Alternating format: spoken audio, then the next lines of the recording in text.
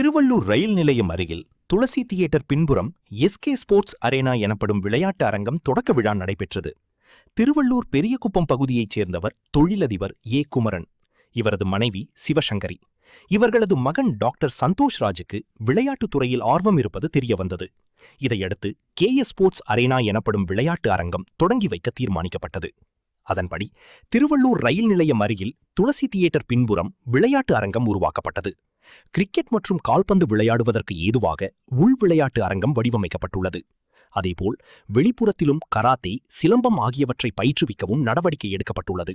இதையடுத்து தொழிலதிபரின் பெற்றோர் அர்ஜுனன் மற்றும் தேவகியம்மாள் ஆசீர்வாதத்துடன் எஸ்கே விளையாட்டு அரங்கம் திறந்து வைக்கப்பட்டது.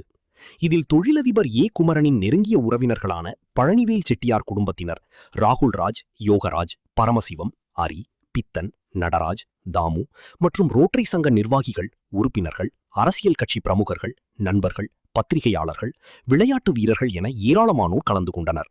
விழாவில் கலந்து கொண்ட அனைவருக்கும் சால்வை அணிவித்து கௌரவிக்கப்பட்டனர்.